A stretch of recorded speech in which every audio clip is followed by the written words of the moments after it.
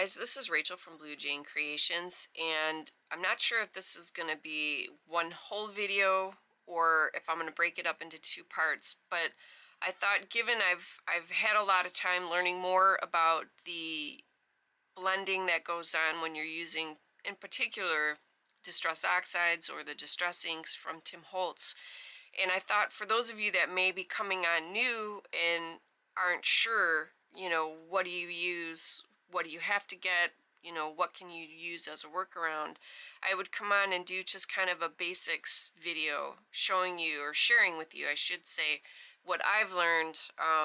I've been using the inks now for about the past 5 years, and I by no means know everything. I know quite sure that a lot of people have found other ways to do it, but all I can share right now is what I've personally learned. So again, take everything that someone else may have expanded and learned to do something else. So what I'm going to do first is kind of go through the tools and the things that you can use with the inks. Some of the different blending tools that are available, other things that you can use with them that you may not have known about if you have been using them for a while. So I'm going to start out with the blending brushes, and for my hands in particular, this is not a comfortable fit for my hand, so that is something else you're going to want to take into consideration. If you get a few samples of different blending tools, you want to kind of make sure that you are very comfortable holding it. Your hands don't get fatigued if you have to do a lot of blending. So think about that, and it might not be a bad idea to get cheap samples of the different blending tools to see what is really comfortable for your hand, because everybody is going to be completely different. Some people, these are more comfortable than using the round holders with the domed foam blenders. Try to say that 3 times. Ooh, that was a mouthful. So again, take your comfort in consideration, because you don't want to spend a lot of money on something like this and then it hurts your hands after 5 minutes. So if you can invest in a little bit of different options to kind of play around with it, you can do that. A lot of these things are relatively cheap. Like these blending brushes I got at the Dollar Tree, they're actually makeup brushes, which I think the vast majority of the stuff that's available are like that. And again, there may be updated options that are similar to this.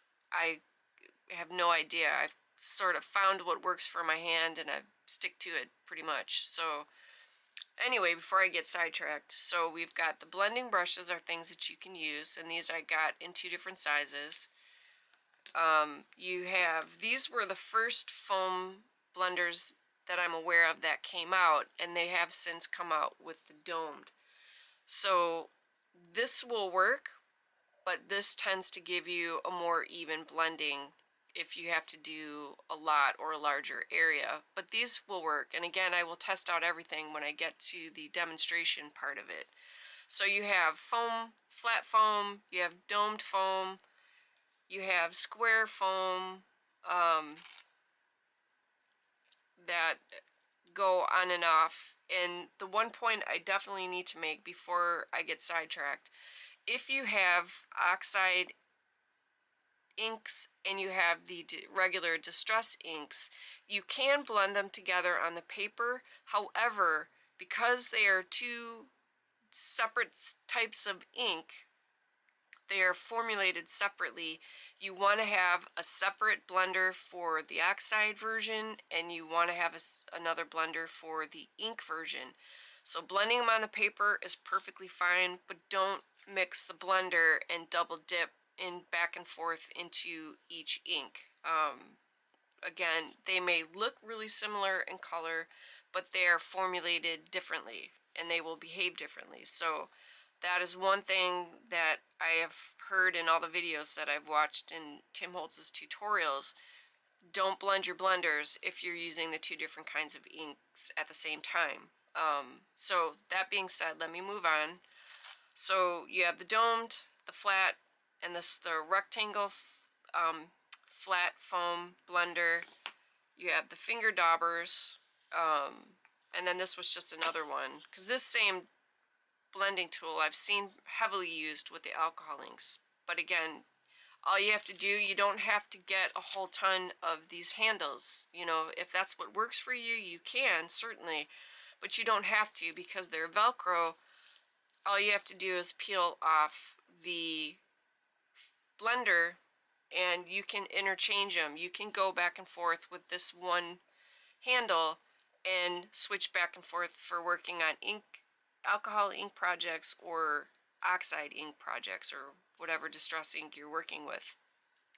So again, these are Velcro. This is a really heavy duty staple. Even the ones, I think on this one, it kind of flips up a little bit. Or maybe it's I have 3 of them. I broke down and got 3 of them, or maybe it was a 3-pack. I don't know. I've had these for about 3 years now, so I don't remember exactly. But in any case, don't be alarmed if it starts peeling up a little bit on the side. That staple is in there. So unless you're really cranking on it, it's going to stay put. So just be aware of that. Don't think that it's broken if this part is loose where it sticks to the blender. You can have a blender for every color.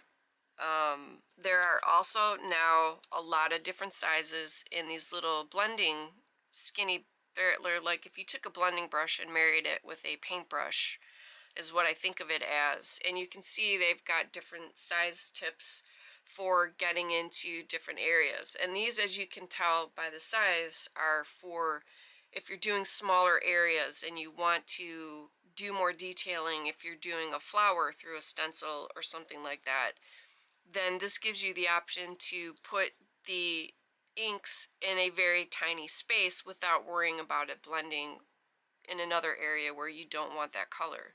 So again, these are now widely available.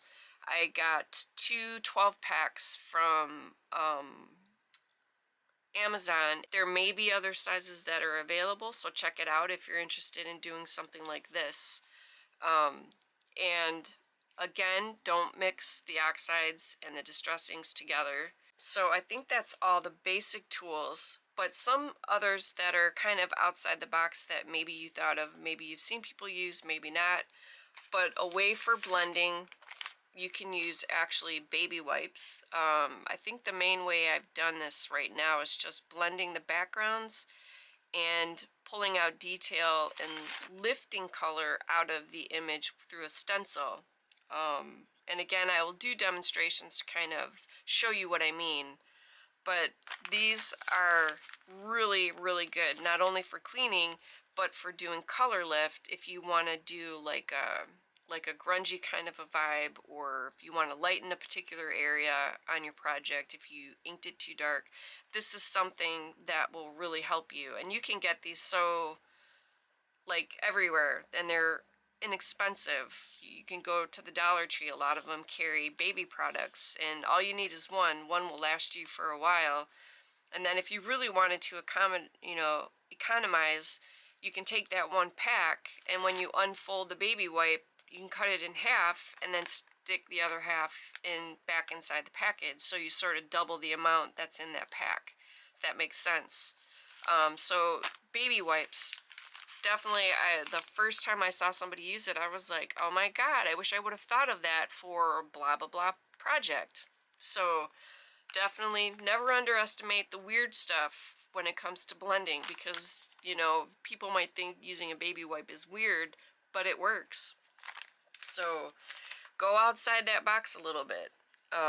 You can use water brushes, and I can't get this open to actually put water down in there, but again, I'll show you what I mean and how you can use the inks. You can get them to behave like watercolor, and this is a way that you can apply it and blend the colors together, similar to how you would handle it if it was watercolor. There's a fun thing, I don't think I've tried it yet, but there's a technique called smushing.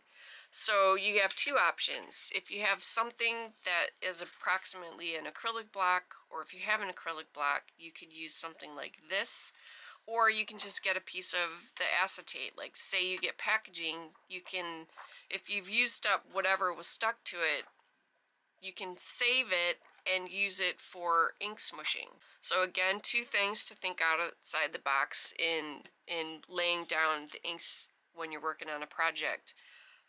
Another thought is they have these mats, media grip mat, that you can use to hold your project in place. I don't know if they're still available, but there may be something comparable that's out there. So you can put your paper down on it and hold it, and then it'll keep the paper from sliding around when you're trying to do your blending. And you can have an area where you have like room, like if I put something in the middle here, then you have all this room. You don't have to actually touch the paper because you can get fingerprints before the oxides or the distressings dry. So if you don't want big old fingerprints in your project, come in with a piece of paper, and while you're doing your blending, and just blend in this area, and you can move it around and protect your fingerprints from getting into what you're working on. Or this mint tape is also relatively inexpensive. It's a very low tack tape. Unless you have very, very delicate paper, you should be able to put it down and hold it, and it'll stay in place and protect your work from fingerprints, and then you can just lift it up without damaging it and move it to the next area wherever you're working.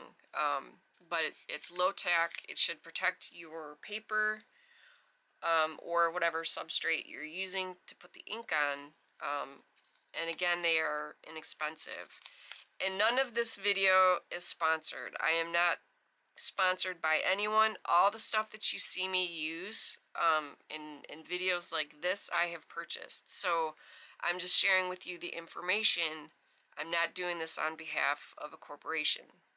So just so you know, if that was the case, then clearly I would let you know if I had any kind of an affiliate link or anything where you could go in and get something to try at a discount. Sure, but that is not happening today, just so you know.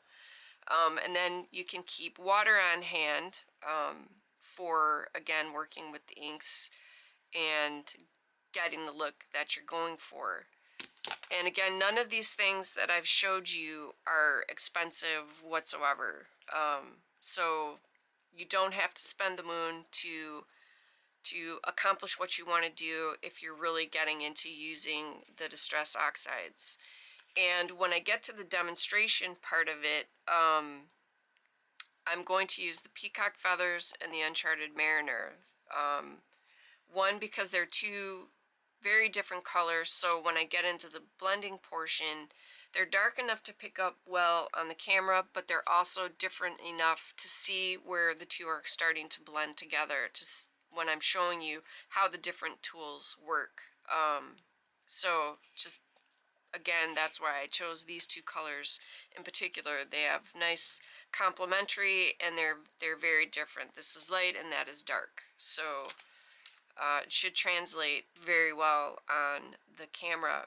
And then one other side note, if daubers are something that you end up being like a big go-to for you, this is how I have stored them. I have a few of these cases, or at least two.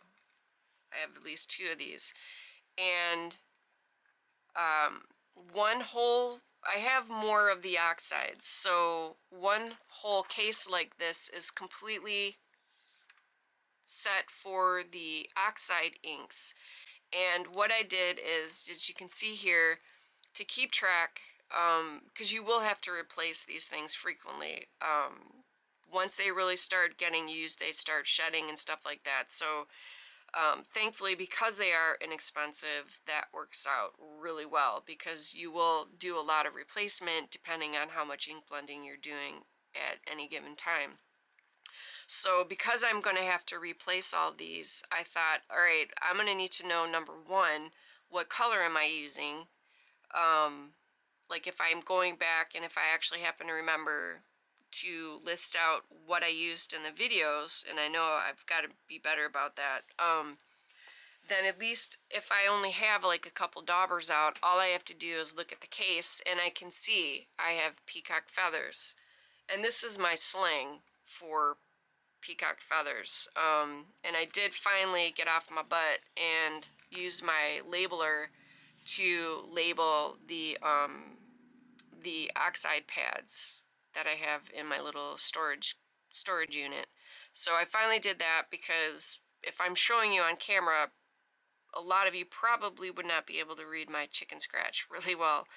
I can write nicely under the right conditions on a full moon, you know, singing Kumbaya or something. I mean, it's hilarious that I can only write nicely under specific conditions.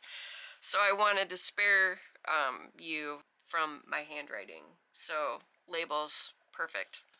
So anyway, small segue.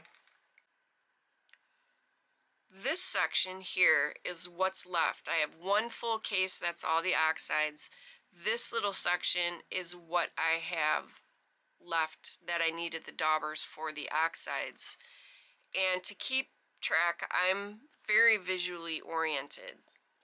So I have the oxides going all this way, and when I needed to store the Distress ink pads, because I only have the little squares. I have a few of the bigger ones, but mostly I have them in the small, the little minis, because they don't make the oxides, are not available in the mini size. So these are all the daubers that I need for the Distress mini ink pads. And again, did not take long. If you need to keep them organized in a similar fashion, this is what worked for me. I mean, certainly anything that I suggest here can be modified to suit you. But what I did is, because it already had this handy grid look where the sections are for each of the daubers, I literally just came in with a ruler and ran it along the grid pattern, and then I came in and wrote the abbreviation of the ink name in each section. So now I know I'll have to put the peacock feathers back here, and that one I need a new one. You can see I used that one. It basically got shredded, so I need a new hickory smoke. And then I have a new one that I'm setting up for the Uncharted Mariner. I'm not sure if I have a space for that yet. I might have to add it down in here, but in any case, I don't want to get off on a tangent. So you can use a small labeler if it'll print small enough. You can do what I did. You know, the sky's the limit in how you want to store it, but since we're talking about it, I figured I would bring up this point. If you use a lot of the finger daubers, this is what I did. So